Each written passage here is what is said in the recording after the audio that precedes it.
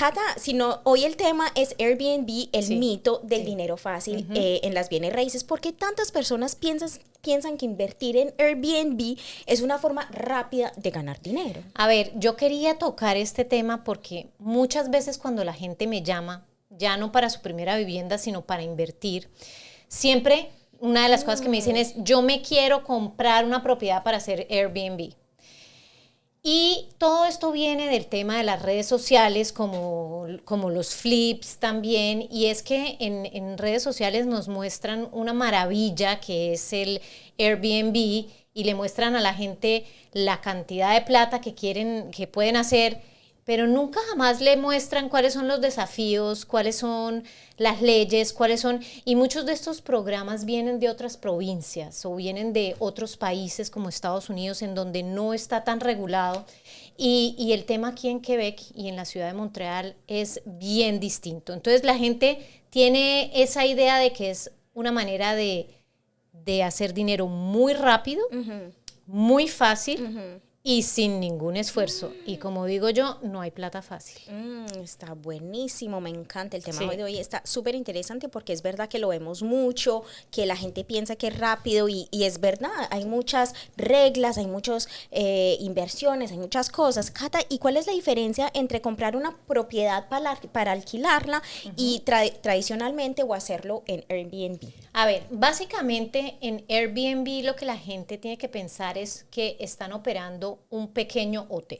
Okay. Entonces, por eso mismo, eso ya se considera una actividad comercial que está regida por unas leyes en donde hay que pagar unos impuestos, en donde hay que sacar unos permisos y comparado con la renta tradicional, que es básicamente arrendarle a una misma persona por periodos de tiempo mucho más largos, que en la gran mayoría de los barrios de Montreal y de las copropiedades, porque cuando la gente compra en copropiedades, es decir, en un edificio, pues están sujetos a lo que las reglas de ese sindicato les dicen y por lo general son rentas mínimas de 6 meses o un año, dependiendo de la copropiedad. Entonces son dos cosas completamente distintas. Uno es arrendarle a una sola persona por 6 meses, 12 meses, se rigen por las leyes del gobierno, del Tribunal Administratif du Logement, y el Airbnb es básicamente operar un negocio pequeño, un pequeño negocio hotelero.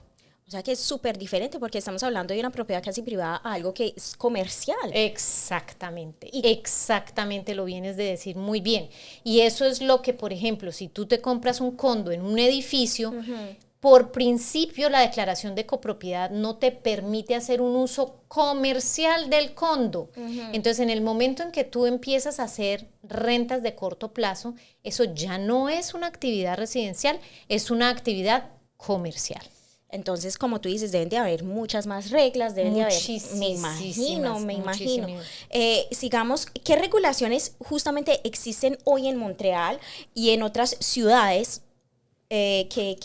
para operar el negocio? Entonces, mira, hay dos cosas, hay que hacer dos distinciones. Número uno, las personas cuando tienen su residencia principal, tú te compraste una casa, te compraste un condo, tienes derecho a alquilar esa propiedad de forma corta, o sea, lo que llamamos Airbnb, durante ciertas épocas del año. Entonces, del 10 de junio al 10 de septiembre. Pero, dependiendo del arrondissement donde tú estés localizado, eso, aunque sea tu residencia principal, te lo permiten o no te lo permiten. Por ejemplo, hay zonas como La Chine, como Saint Laurent y como Saint Leonard en Montreal, que no te permiten hacerlo así sea tu residencia principal. Entiendo, a lo mejor porque son lugares más residenciales y supongo que los lugares donde pueden alquilar por corto plazo es a lo mejor lugares más turísticos. Exactamente, por ejemplo en el Plateau Mont-Royal se puede hacer, pero hay unas calles específicas. Entonces antes de ponerse a arrendar su propiedad en rentas de corto plazo, la gente tiene que ver si es su residencia principal, ¿no? Si es su residencia principal, tiene que verificar con el arrondissement que está permitido. Si está permitido, tiene que ser entre el 10 de junio y el 10 de septiembre. Y eso no significa que lo puedan hacer sin permiso, ¿no? de todas maneras tienen que sacar un certificado de clasificación de la Corporación de la Industrie Touristique de Quebec. Era lo que estábamos hablando. Sí, lo tienen y en sus impuestos cada año tienen que declarar esas rentas. Si no es tu residencia principal, sino que es una propiedad puramente de alquiler o secundaria, hay que sacar nuevamente este permiso. Hay que verificar que en la zona donde lo están haciendo está permitido. Tienen que poner ese permiso de forma visible en la propiedad. Y tiene que tener en cuenta que no se puede sino un grupo de visitantes por estadía. Y las multas no solo vienen, si la gente dice, yo lo voy a hacer sin que la ciudad se dé cuenta, sin que nadie se dé cuenta. Ahora los vecinos sí le avisan a la ciudad y las multas son, por un lado de la ciudad, que van desde $2,500 hasta $50,000. Y por el otro lado es que los pueden reportar a Revenu Quebec. Y si la persona no está pagando los impuestos sobre una actividad comercial, pues les caen también con otras multas. Entonces hay que tener mucho cuidado y las restricciones en Montreal cada vez son mayores. Sí, eso sí me Es menos la cantidad de tiempo, son menos los sitios en donde se puede hacer. Entonces yo siempre cuando la gente se acerca a decirme que quiere hacer eso, le digo, mire, las posibilidades de comprar una propiedad donde puedan hacer eso son mínimas y cuando la propiedad tiene el permiso, es una propiedad muchísimo más costosa porque tiene ese derecho adquirido. Entonces hay que tener mucho cuidado. Inclusive en zonas por fuera de Montreal, como Mont-Tremblant, no están permitidos. Los Airbnb no están permitidos. Wow. Y en muchos, cuando la gente va hacia el norte, que también tienen chalés y que los compran para eso, no están permitidos y la gran mayoría de las municipalidades exigen que las rentas sean como mínimo de 31 días o más y en algunos casos son mínimo de 3 meses. Wow. Entonces la gente también tiene que tener en cuenta que eso no solamente aplica en Montreal. No es que, bueno, entonces me compro un chalet y hago eso. No, es que también aplican las reglas. Cata, qué tan interesante. Si te resumo un poco lo que me acabas de decir, que me pareció súper interesante, según lo que tengo entendido, en Montreal solo puedo alquilar, solo hay algunas zonas que son permitidas de tener Airbnb, primeramente, y segundamente solo en periodos específicos de tiempo. Sí, de 10 de junio al 10 de septiembre. Eso quiere decir que si yo tuviera esa propiedad, no la podría alquilar en noviembre. No podrías. Wow. No la puedes alquilar para Navidad. No la puedes alquilar para Año Nuevo. Entonces, pues les va mejor tener un arrendatario de como mínimo 6 meses, 3 meses, dependiendo de lo que le permita. Y nuevamente, si están en un edificio de condos, pues en la gran mayoría de los edificios es mínimo 6 meses. Cata, hablando de eso, justamente hablamos de costos. ¿Cuáles son los costos reales de tener un Airbnb? A ver, eso es lo otro. Entonces, no es solamente comprar la propiedad, sino que las personas tienen que, dentro de su presupuesto, meter costos como los muebles. Tienes que tener todos los muebles. Tienes que tener todos los utensilios de cocina. Tienes que tener sábanas. Tienes que tener toallas. Tienes que encargarte de pagar la electricidad, el internet, la televisión y un servicio de limpieza entre un arrendatario y otro.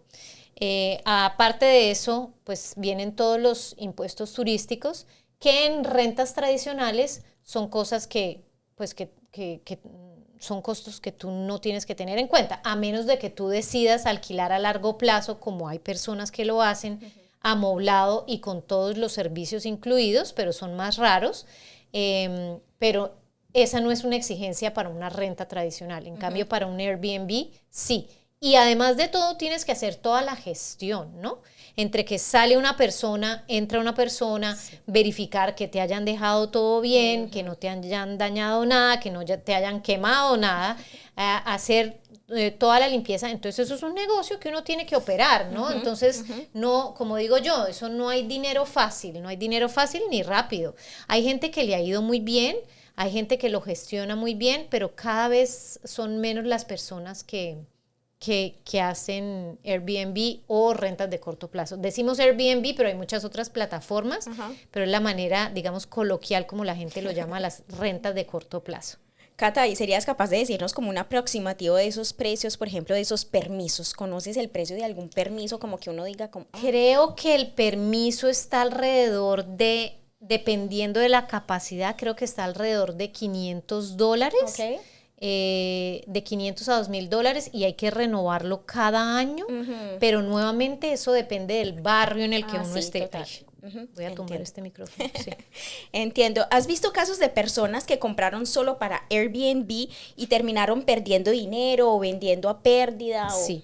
Una vez, a ver, he visto casos de personas que compraron y ya tenían el permiso y la gestión se volvió tan compleja y se dieron cuenta que eso era un trabajo de tiempo completo, que tuvieron que cambiar a rentas tradicionales, pero habían pagado una propiedad muy costosa porque tenía ese permiso. También he visto personas que han decidido hacer eso en copropiedades en donde no estaba permitido y les han puesto multas de $2,000, $3,000, $2,000, $3,000 y se dieron cuenta que el cálculo de rendimiento que habían hecho al comprar el condo estaba basado sobre unos ingresos que eran de rentas de corto plazo y cuando lo cambiaron por rentas tradicionales, pues ya resultó que no les quedaba nada de plata para pagar la hipoteca, los gastos fijos y todo eso. Me imagino. Entonces sí he visto muchos casos de personas, no clientes míos que hayan comprado conmigo, pero sí clientes que han decidido vender precisamente porque no fueron capaces de hacer la gestión. Ahora, lo otro que es muy importante para las personas que tienen que saber es que cuando uno tiene una propiedad con rentas de corto plazo en donde no hay un contrato de arriendo firmado, los bancos no les gusta eso. Entonces, en el momento en que la persona va a refinanciar o va a renovar su hipoteca y el banco le pide el contrato de arriendo y uno no tiene un contrato de arriendo tradicional para mostrarle, le pueden negar una refinanciación o le pueden negar la renovación de la hipoteca o le pueden poner la condición de que tiene que tener un arrendatario tradicional y estable. Sí. Entonces hay que tener mucho cuidado porque financieramente a los bancos no les gustan las rentas de corto plazo porque es un ingreso que es inestable. Inestable total. Exacto. Entiendo. Si alguien quiere invertir en rentas a corto plazo, ¿qué crees tú que deberían analizar antes de comprar? A ver, lo primero que tienen que analizar es la zona. Tienen que ir y preguntar bien en cada municipalidad si se permite. Si se permite es qué permisos necesito, cuánto me demoro en sacarlos, porque si le dicen, por ejemplo, que se demora 6 meses en sacarlos, pues dura usted 6 meses sin un arrendatario. Entonces hay que saber cuánto tiempo, cuánto valen y en el presupuesto o en el cálculo de rendimiento que van a hacer de esa propiedad tienen que incluir todas estas cosas, ¿no? Tienen que incluir los gastos por los permisos, tienen que incluir los gastos de mantenimiento, porque en una renta tradicional pues tú no tienes que cambiar las sábanas, no tienes que tener un servicio de limpieza todo el tiempo, entonces eso se vuelven costos fijos que hay que tener en cuenta y no se pueden olvidar de los impuestos. Entonces, al final de cuentas hay que coger y decir, bueno, esto es el ingreso que voy a obtener menos todos los gastos, ¿vale la pena, sí o no? ¿O es mejor tener un solo arrendatario? Porque hay veces al final es casi que mejor tener un solo arrendatario. Puedo entender lo que estás a menos diciendo. de que sea una propiedad muy grande en un sitio donde esté permitido. Pero como digo yo, hasta por fuera de Montreal cada vez más están limitando que la renta sea por lo menos de 31 días, ¿no? Qué interesante está el tema hoy. Chicos, me pregunto, ¿ustedes quieren comprar en Airbnb o más bien se van a algo como de más largo plazo? O sea, hasta yo me quedo pensando. Sigamos por aquí. Cata, ¿qué errores cometen más los inversionistas primerizos al lanzarse al mundo del Airbnb? 1, no tener en cuenta la regulación municipal.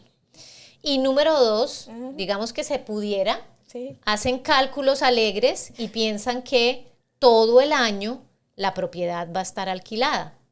Y resulta que ese tampoco es el caso. 100% de ocupación, yo no creo que nadie tenga 100% de ocupación entonces hay que saber medir muy bien cuántos son los ingresos reales, qué es lo que va a entrar y no simplemente decir, oiga, mire, me están pagando $1,000 por noche, esto es una maravilla. Sí, pero es $1,000 por noche, ¿cuándo? ¿El 24 de diciembre? ¿El 31 de diciembre?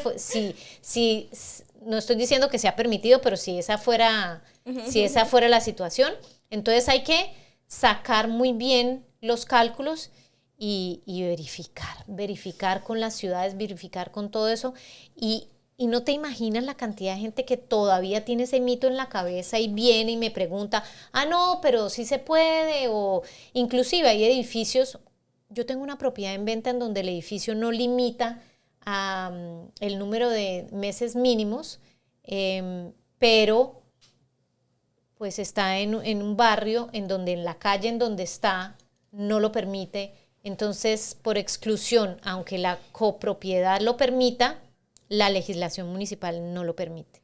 Es muy, muy, muy, muy, muy controlado. Inclusive hay historias, porque esos famosos lockbox o boîte à clés que ponen donde ponen las llaves, si uno los pone en algún sitio que es propiedad de la ciudad, vienen y se los cortan. ¡Órala! Sí, vienen y se los cortan. Por ejemplo, había gente que los ponía en las rejas de los edificios sí. o los ponían, por ejemplo, antiguamente en los parquímetros los ponían. Okay. Todo eso la ciudad pasa y lo corta. Según lo que tengo entendido, la ciudad no está pour. No, está completamente contra las rentas de corto plazo por dos razones, básicamente. Una, porque tiene que defender la industria hotelera, que paga unos impuestos altísimos, entonces no quiere competencia. Y número dos, es mucho por el tema de la crisis de alojamiento.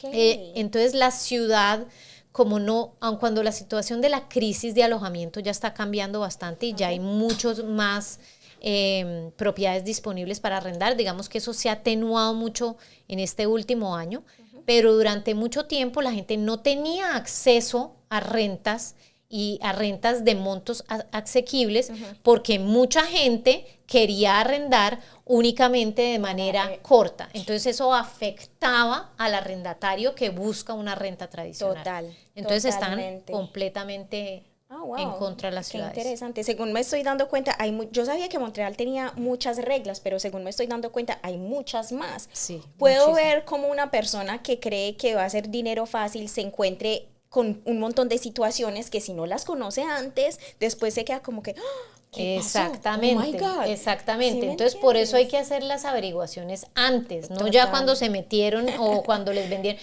Y el hecho de que alguien le diga, mire, es que yo hago Airbnb aquí sin problema, eso no le garantiza que usted como nuevo propietario lo pueda hacer. Hay que ver el permiso, hay que revisar, a lo mejor esa persona ni siquiera lo declara. Entonces hay que hacer todas las verificaciones del caso. Está súper interesante el tema. ¿Cómo impactan los impuestos en las ganancias de un Airbnb en Quebec? A ver, cada vez que tú arriendas o haces arriendos de corto plazo, tienes que cobrar los impuestos sobre el consumo, es decir, la TPS y la TVQ, número 1. Y eso, si tú no lo cobras, igual se lo tienes que pagar al gobierno. Entonces lo tienes que sacar de lo que vale la noche, ¿no? Entonces es un 14.975%, un 15% que tienes que devolver, es un 15% menos. Adicionalmente tienes que declararlo en tus ingresos y tienes que pagar impuestos sobre ese dinero. Entonces, si por ejemplo la persona que lo está haciendo no lo hace a través de una compañía, sino que es personal, pues todos esos ingresos se van a sumar a tus ingresos de tu sueldo y dependiendo del nivel de taxación en el que estés, puedes terminar pagando el 50% de ese ingreso, ¿no? Total. Entonces, pues, y con eso hay que tener mucho cuidado porque Revenu Quebec también está en lo que decimos en Colombia una cacería de brujas con ese tema de toda la gente, porque la industria hotelera también los presiona. La industria hotelera presiona porque les están poniendo competencia, ¿no? Claro. Y ellos tienen que regirse por un montón de cosas. Yo sé que la gente dice, sí, pero es mi propiedad. Y sí, pero es que acuérdese que la libertad personal termina donde empieza la de la otra persona, sí, o donde están...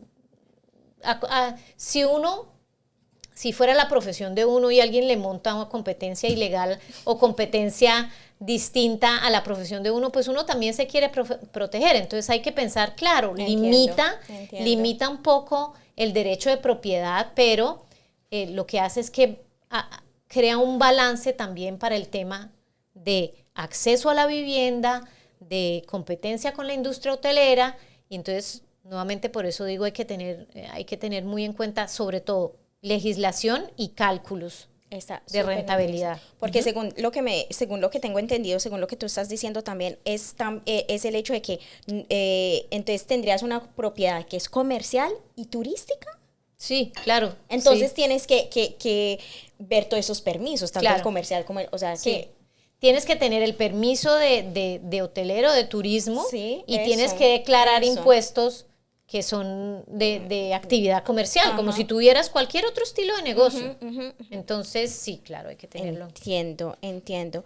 En tu experiencia, ¿es mejor alquilar a largo plazo o a corto plazo? Uy, bueno, si me preguntan a mí, personalmente, yo prefiero a largo plazo. Sí, okay. Porque me da estabilidad, porque el manejo es distinto, pero pues tiene sus pros y sus contras. Cuando uno alquila a largo plazo, pues el incremento de la renta no sigue necesariamente, está regulado, digamos que por el Tribunal Administratif du Logement, y muchas veces, si uno tiene un mismo arrendatario durante 5 o 10 años, pues el arriendo no sigue el mercado. Entonces uno puede terminar con un arrendatario que no le cuesta trabajo a uno manejarlo, pero después de 10 años lo que uno está recibiendo de arriendos comparado con lo que podría recibir si llegara un nuevo arrendatario, pues es significativamente menor, ¿no? En cambio, en el tema del Airbnb, pues está que puedes cobrar básicamente lo que tú quieras y eso te genera pues una cantidad de ingresos significativamente mayores.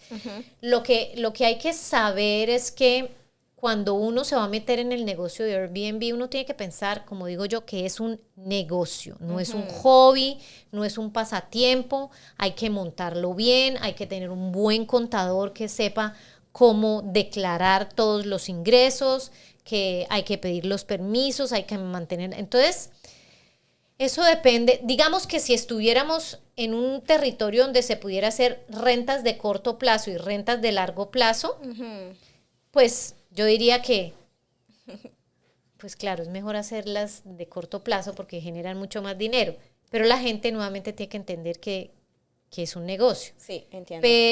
Pero para la ciudad de Montreal, para lo que nos permite la ciudad, yo digo que arriendo tradicional porque las complicaciones, los permisos y las cosas que hay que hacer para lo que le va a generar extra es mucho más complejo. Creo que no, como decimos en Colombia, le sale a uno lo comido por lo servido. Entonces, yo creo que eso tiene que ser más cuando uno quiere montar un negocio, más hacia las afueras, en ciudades, por ejemplo, en un chalet, en ciudades que lo permitan, y mentalizarse que es un negocio, que hay que operarlo, que hay que contestar los correos electrónicos, que hay que saber.